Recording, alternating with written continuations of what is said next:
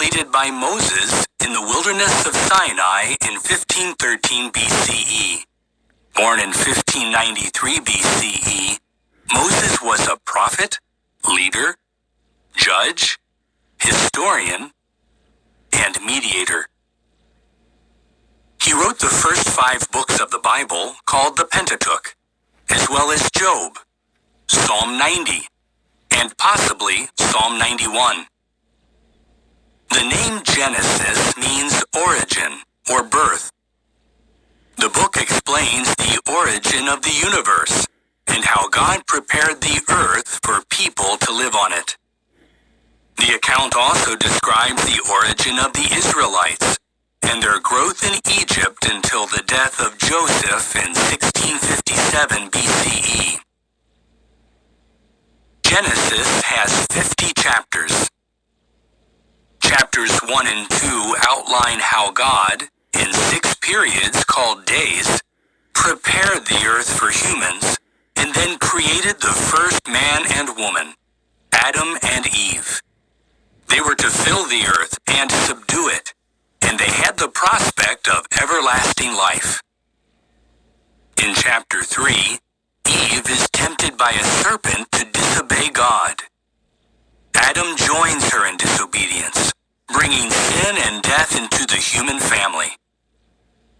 In chapter 6, wicked angels materialize and take women as wives, producing hybrid offspring called Nephilim.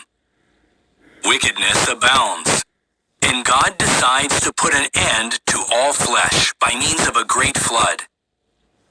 Noah, however, has found favor with God, who tells him to build an ark to save his family and the various kinds of animals.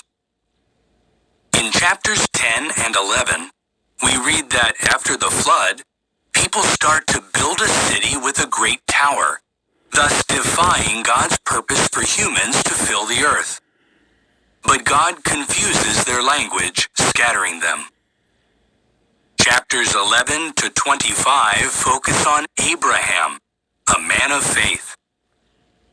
In chapter 12, Jehovah tells Abraham, then called Abram, to enter the land where he would one day become a great nation, and the means by which all peoples will be blessed. In chapter 15, Jehovah tells Abram to look up and count the stars if he can. So your offspring will become, God says. Did you know? Genesis sets the theme for the entire Bible.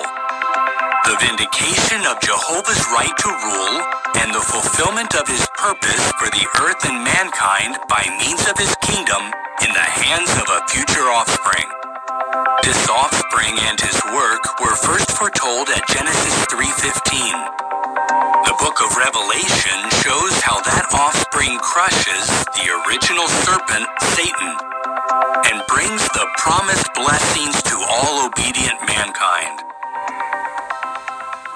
In chapter 19, God destroys Sodom, Gomorrah, and neighboring cities because of their gross sexual immorality.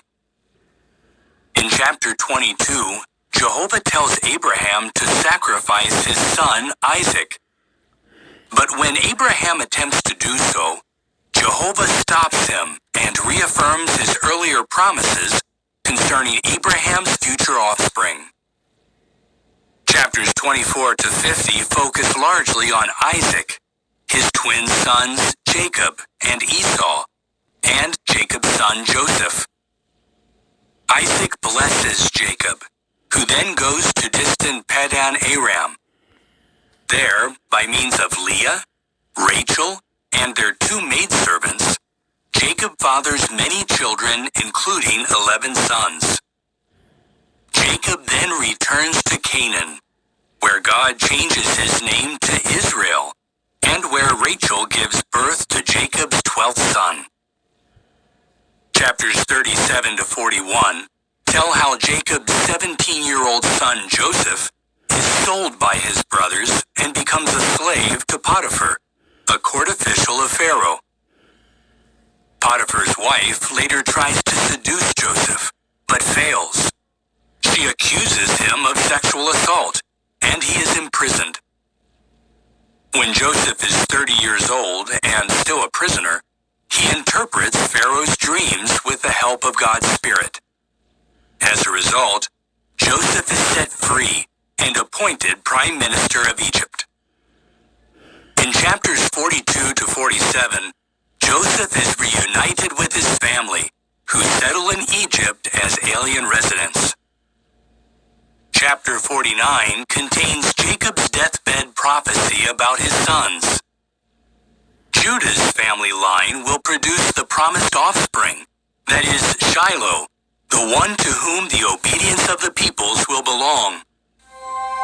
As you read the book of Genesis, note how it explains the root cause of mankind's suffering. See how and why the patriarchs gained God's favor and blessing.